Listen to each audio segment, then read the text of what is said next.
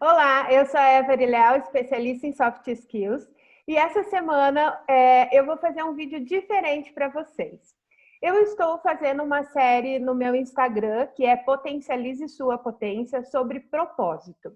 E resolvi hoje convidar a Mayra para a gente conversar um pouquinho sobre o contexto histórico dessa questão do propósito do trabalho.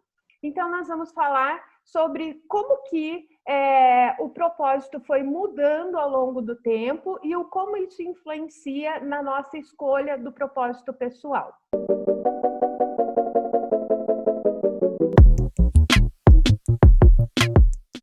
A Mayra, gente, é uma super amiga que eu amo, que eu admiro.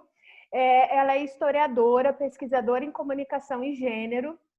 E a coisa começou que ontem eu liguei para ela para falar um pouquinho do que eu queria discutir hoje com vocês. E no meio do caminho eu falei, não, a gente tem que fazer esse papo juntas, né? E aí convidei a Mayra para vir aqui falar com a gente. Mayra, dá um oizinho aí, quer se apresentar? Quer falar um pouquinho de você? Tudo bom, pessoal? Obrigada, Ever, pelo convite. É um prazer para mim estar aqui junto com vocês, né? Não é exatamente a minha praia, né? Essa coisa da conversa em vídeo está se tornando, porque, enfim, eu sou professora, estou trabalhando à distância também, né? Então, como todos os meus colegas, enfim, a gente está aí nessa dinâmica do vídeo, né? Aprendendo como fazer, enfim.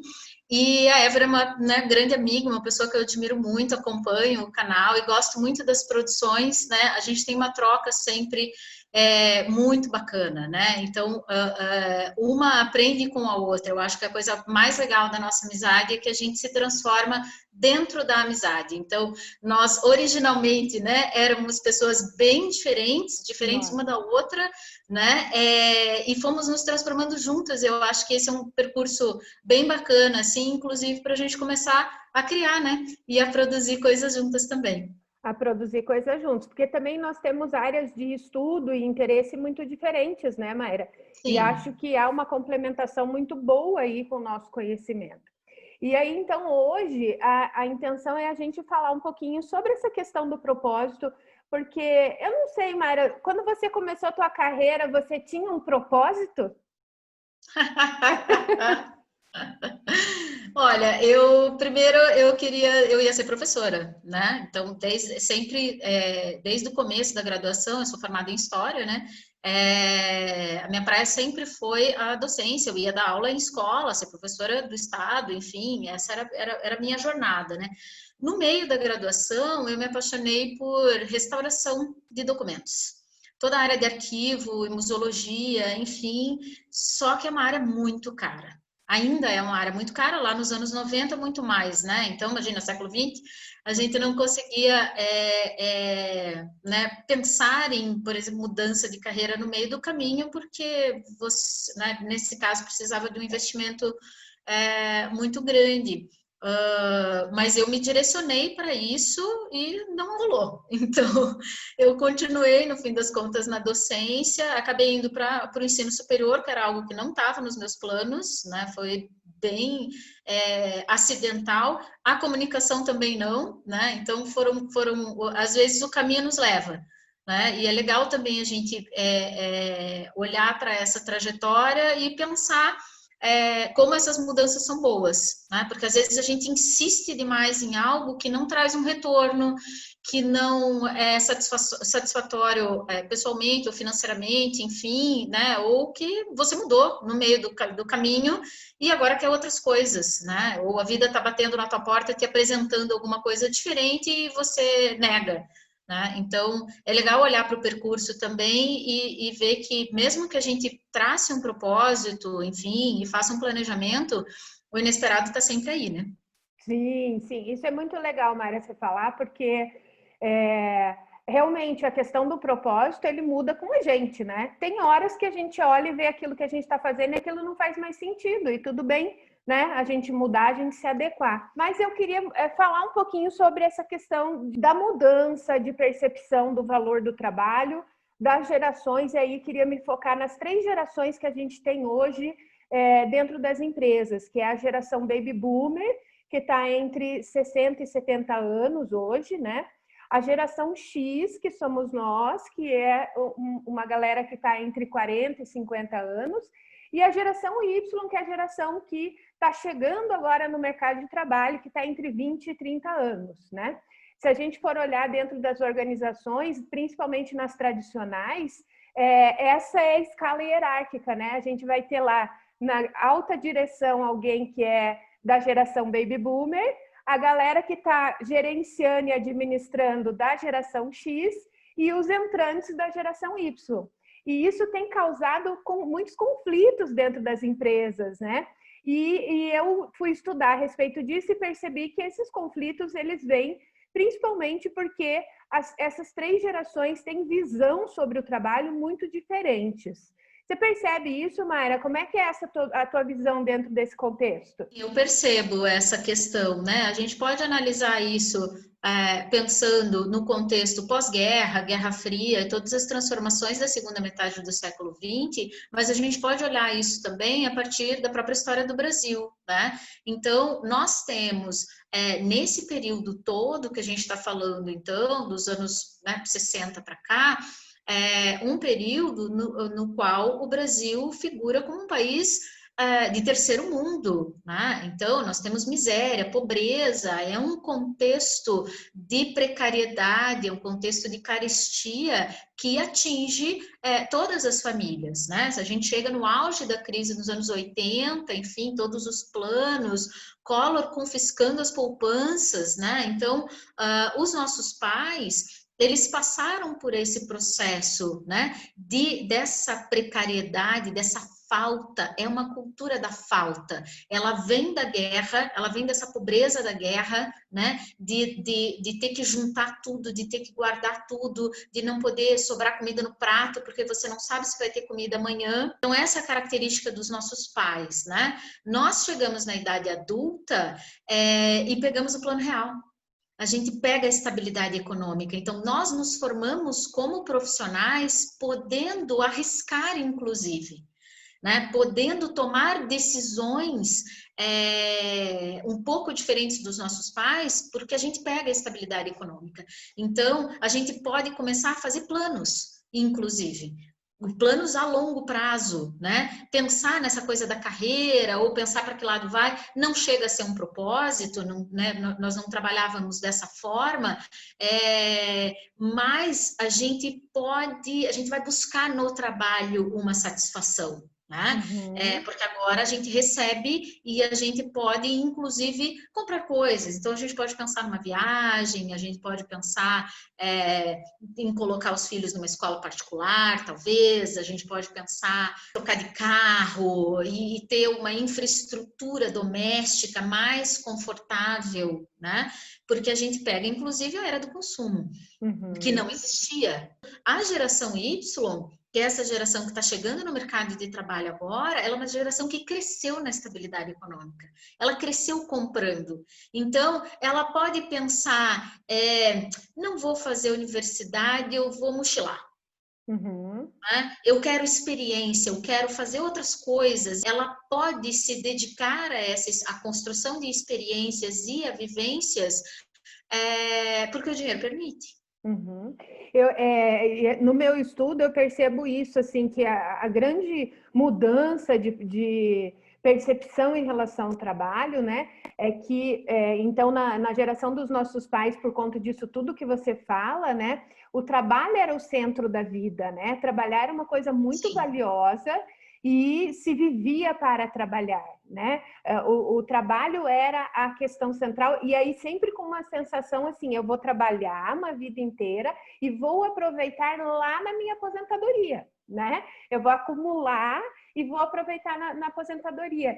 E nós, quando chegamos na nossa idade de trabalho, a gente achava isso um absurdo, né? Eu, por exemplo, eu trabalho para viver, né? O trabalho é para me proporcionar coisas na vida. Então, é uma inversão de pensamento que a gente tem de uma geração para outra, né? Por conta da estabilidade econômica, da possibilidade da gente poder fazer isso. E eu percebo também que aí a gente viciou a nova geração em experiências, que é a geração que precisa ficar sendo distraída pela empresa, né, Mari? Então tem que ter escorregador, tem que ter ping-pong. Por quê? Porque essa é uma geração que a experiência tem que fazer parte, inclusive, do processo de trabalho, né? E acho que aí que está a grande questão da diferença de convivência dessas 3 gerações, né? De um que vive para trabalhar, o outro que trabalha para viver e o outro que quer que o trabalho seja uma experiência prazerosa o tempo todo, né? As 3 visões levam a frustrações, né, Mayra? A verdade é essa. Com certeza, a gente percebe, né, que há mais coisas, né? Então, temos estudos, inclusive, que falam sobre isso, essa relação entre a busca da felicidade e o sacrifício que a gente precisa fazer para conseguir coisas, né? A gente tem essa relação do hedonismo, que é muito forte hoje, então, se não me dá prazer, eu não vou fazer, peraí, mas tem coisas que precisam ser feitas, né? Então, a gente vê isso, né? Com essa geração mais nova, ela busca muito essa ideia da experiência e de uma experiência satisfatória, de uma experiência prazerosa, né? Nós ainda temos a coisa do, não, precisa ser feito, então tem que fazer, vamos fazer, né? É chato, é desagradável, é cansativo, mas, né, a gente paga o preço e faz. Então, essa visão de mundo, né, e essa forma de se colocar no mundo, ela é muito diferente, realmente. A gente percebe, né, nós que estamos no meio aí, dentre as 2 gerações, a gente percebe, né, como a pauta do sacrifício era muito maior nos nossos pais. Então, sim, eu vou me sacrificar porque eu preciso dar uma condição melhor para os meus filhos, né, que eu não tive, eu preciso garantir essa estabilidade porque eu não sei o dia de amanhã. Nós já, eu vou fazer, é ruim, enfim, mas eu quero também experiências interessantes agora, né? Eu não vou esperar para amanhã, eu não vou ficar juntando para lá quando eu me aposentar, e agora a gente vai se aposentar mais. Então, né, ainda bem que a gente viveu, porque senão, né, ia estar empenhado. Mas é isso, então nós mas a gente também tem essa coisa do precisa ser feito. Então vai lá e faz, né? E resolve logo, enfim. E essa geração nova, que é muito mais hedonista. O impacto que a gente tem dessa crise atual agora é isso, né? A gente está começando a perder coisas, peraí, né? E nós que já vivemos essa instabilidade para onde que a gente segura, e a geração nova fica chocada, não sabe o que fazer. Né? Fica infeliz, fica deprimida, fica ansiosa, porque não sabe lidar com a falta. Sempre teve, né? Sempre teve tudo. Então, o desafio de lidar com a falta também precisa ser colocado na balança, porque, né, a gente sabe que as situações históricas são cíclicas e a gente está no meio do olho do furacão nesse momento, né? Sim. E aí, Mayra, falando então, traçando um paralelo, né, em relação a todo esse contexto histórico e essas crenças geracionais que vão sendo formadas a respeito do trabalho, quando eu aplico a ferramenta de descoberta do propósito, eu percebo quanto isso influencia o propósito individual das pessoas, né? Porque a gente tem a falsa ilusão de que a gente toma as decisões a respeito daquilo que a gente quer da nossa vida. Mas, na verdade, a gente está sendo muito influenciado por todo esse contexto, né? Sim, com certeza. A gente pode almejar coisas, pode querer coisas, desejar coisas dentro do que o contexto nos oferece, né? Então, as decisões que a gente toma, os caminhos que a gente traça, né? Quando a gente para e pensa, ou inclusive espontaneamente, coisas que acontecem para nós, como que a gente chama de acaso, né? São marcadas pelo contexto. Né? Não dá para a gente tirar a nossa experiência individual do contexto histórico. A gente pode se organizar, se estruturar e se instrumentalizar, que eu acho bem importante, né? Para buscar coisas diferentes, para buscar coisas fora do nosso contexto. né? As mudanças sociais, as grandes transformações sociais, inclusive, são feitas assim, porque as pessoas ousaram querer coisas diferentes, querer coisas que não eram possíveis para elas, né? Nós temos as histórias de todas as... E daí a gente vai contando essas histórias individualmente. Isso é interessante também, né? Como se a pessoa tivesse feito sozinha, como se não tivesse um contexto ali de outras pessoas, inclusive, caminhando junto, porque fica para nós o nome, né? A primeira mulher que fez tal coisa, o primeiro negro que fez tal coisa, né? A primeira pessoa trans, agora a gente está, né, com essa discussão aí da transgeneridade, alguém comentou esses dias, né? Puxa, mas sempre essa coisa do pioneirismo, né? Então, a gente vai marcando, a gente gosta desses nomes, a gente se inspira nessas pessoas, porque em algum momento, alguém naquele contexto olhou para aquilo e falou, isso não é suficiente para mim. Eu quero coisas diferentes, tá? Aí você precisa se organizar, se instrumentalizar e correr atrás. Então, a gente tem que olhar também interseccionalmente, né? A questão de gênero, as mulheres que ficaram excluídas de um caminho durante muito tempo e muitas ainda estão, né? A questão de raça das pessoas negras, indígenas, né? Pessoas não brancas que têm um caminho diferente, porque o racismo marca a trajetória dessas pessoas, individual e coletivamente, né? Então, a questão de classe social, do que é permitido para você dentro do teu contexto, até onde você consegue ir. As questões individuais, elas são marcadas por esse cenário, né? Por esse cenário identitário, enfim, e por essas possibilidades que nós temos dentro do percurso que a gente constrói na sociedade. Né? Nós não estamos caminhando sozinhas, nós estamos caminhando dentro de um contexto social. Então, ele acaba, se não determinando, né? Não vamos trabalhar com determinismo, porque, enfim, a gente constrói e transforma coisas, mas ele é um fator que tem que ser levado em consideração quando a gente pensa nessas possibilidades. Né?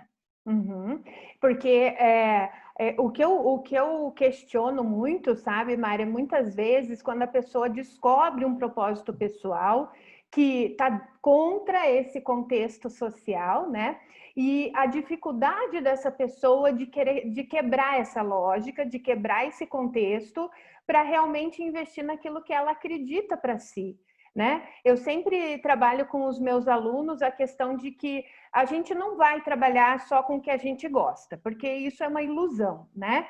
E a segunda ilusão que a gente precisa se livrar é de que eu vou trabalhar por prazer e esquecer da questão que é o objetivo do trabalho, que é um retorno financeiro para a sua vida, né?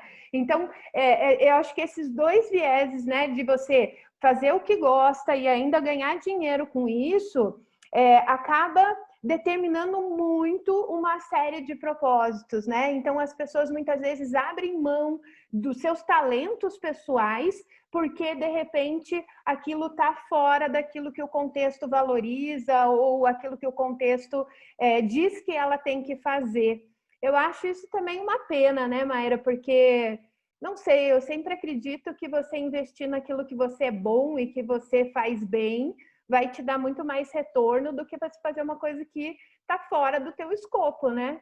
O que você acha? Então, é importante a gente olhar para isso também, né? A forma como a sociedade determina o que é válido para a gente investir em termos de carreira ou não, né? Então, nós temos uma série de aptidões, desejos e vontades de coisas que nós gostamos muito de fazer, que somos talentosos e talentosas, né? Que temos condições de usar aquilo como trabalho, como sustento, enfim, mas que não são reconhecidos dentro desse modelo que o capitalismo nos oferece, que é um modelo de produtividade e um modelo de sucesso. Então, você ser uma pessoa bem-sucedida obrigatoriamente te coloca numa construção de carreira. Então, você tem que ser promovido, você tem que ter uma profissão que tenha reconhecimento, você tem que ter um salário X, enfim, é uma série de fatores que vão influenciar. Então, a gente pode olhar para isso, né? Ainda dentro das gerações, o que é permitido,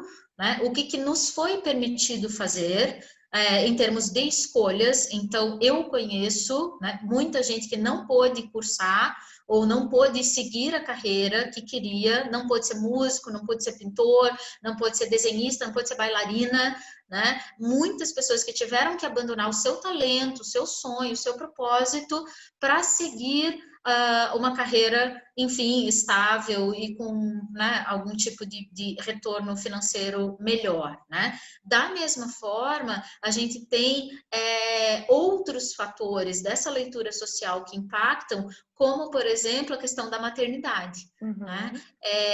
Então, como a maternidade cai 100% na responsabilidade feminina, mas a divisão dos papéis não existe. A divisão dos papéis não existe, ela é lenda. Desculpa eu contar isso para vocês, né? Então, né, quem ainda não tem filhos e deseja ter filhos, né? Se querem ser mãe aí, se preparem para isso.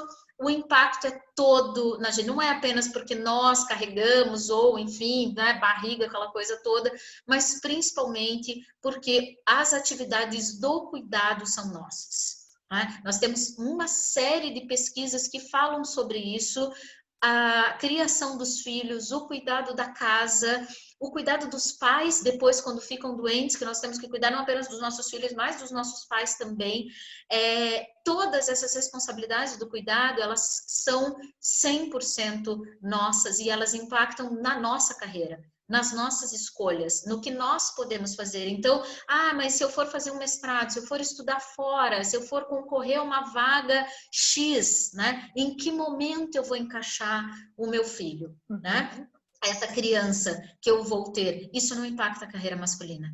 Os homens fazem as suas escolhas, eles podem até colocar ali que eles vão ter filhos, mas o ter filho não impacta em nada nas suas escolhas e no desenvolvimento da sua carreira. Então, nós temos muitas e muitas questões que entram aí nessa discussão do nosso propósito pessoal, do nosso desejo, do que nós queremos fazer, de como nós pensamos, né? Esse caminho que a gente quer trilhar dentro do contexto da sociedade. Pensar propósitos individuais, né, os propósitos pessoais, eles têm que também levar em conta esse contexto histórico, político, econômico, a possibilidade que nós temos de colocar o nosso propósito em prática, enfim, né, e esses planos que nós fazemos. E eu acho que a sacada, o mais importante que a gente, né, olhe para isso é entender que mudança de rumo não necessariamente vai ser uma coisa ruim. Eu concordo com você, Mari. Eu acho que a gente tem que ter sempre a clareza de que o nosso propósito ele é fluido como a gente, fluido como contexto.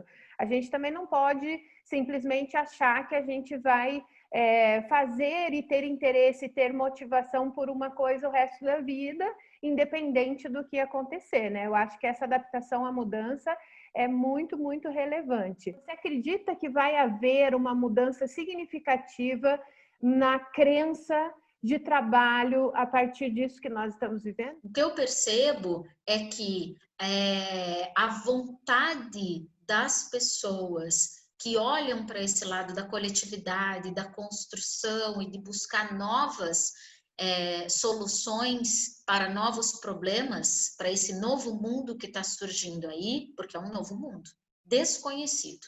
Absolutamente desconhecido. A gente não sabe o que vai sobrar da velha política, da velha economia, da velha sociedade, da velha organização, né, social, daquela estrutura que existiu até agora. A gente não sabe, né? É cenário de terra arrasada mesmo. Então, eu estou interessada nas pessoas que estão olhando para o novo, nas pessoas que estão buscando novas soluções, buscando novos caminhos, olhando para o seu rumo individual, para o rumo coletivo e dizendo, é com você que eu quero caminhar. É aqui que eu quero atuar, é nesse lugar que eu quero fazer, né? Eu estou vendo muita gente nesse movimento, mas são pessoas que estão num movimento muito interessante de manter, né, a chama acesa, enfim, e dessa construção do novo. Eu chamo isso de vanguarda. Eu estou acompanhando, eu estou olhando essas pessoas porque elas estão se movimentando, elas estão criando coisas muito potentes pensando na possibilidade desse novo que precisa ser construído. E isso é muito legal, porque assim, eu acho, Mara, que pela primeira vez a gente vai começar a construir propósitos que são realmente propósitos, porque quando a gente fala de propósito de carreira, sabe, amiga, muitas vezes a gente fica com uma visão muito individualista, né? Uma coisa que é minha. Só que o propósito real de carreira é aquele em que você avalia qual é o seu impacto nesse mundo. Então, como que você pode pessoalmente, dentro daquilo que te interessa, impactar e gerar valor no mundo em que você vive, né? Então, eu acho que isso que você está trazendo leva a uma reflexão de um propósito mais valoroso para as pessoas, porque o que a gente tem que fazer mesmo com a nossa carreira é impactar o mundo de uma forma positiva, né? Então, com isso é certeza. muito, muito legal. Amiga, eu queria agradecer imensamente você ter topado esse meu convite. É um formato diferente, eu não tinha ainda testado, né? Eu agora vou entrar de férias, eu vou ter tempo de testar Ai, que várias delícia. coisas aqui para o meu canal. Mas acho que você acrescentou muito para essa discussão em relação ao propósito que eu estou fazendo lá no meu Instagram e que daí hoje resolvi fazer um vídeo do canal específico sobre isso, né? E agradeço demais por você ter se disposto a fazer isso comigo. Eu que agradeço o Você... convite, é uma delícia estar aqui com você, ter, né, essa possibilidade da gente pensar isso juntas, né? Eu Uhum. gostei muito, obrigada. E agora divulgue aí que você tem um blog que é maravilhoso. Conte aí para a galera saber. Então, gente, eu sou uma anti-coach, né? É uma Eu sou a anti-coach. blogueira, eu sou a blogueira do fracasso, a blogueira fracassada. Eu faço uma produção autoral, absolutamente baseada na minha experiência e nas minhas vivências, fracassando no mundo. Microcelebridade, né? Eu sou sommelier de memes, eu faço curadoria de memes também, adoro, né? E eu tenho então o blog microcelebridade.com e o perfil no Instagram, tá? @microcelebridade. Quem quiser então me segue lá, a gente vai trocar memes e falar um pouquinho sobre como fracassar no mundo. Mara, maravilhosa, obrigada, viu? Então, pessoal, esse é o vídeo dessa semana. Se você gostou, curta, se inscreva no meu canal e quarta-feira que vem eu tô aqui de novo com conteúdo sobre soft skills.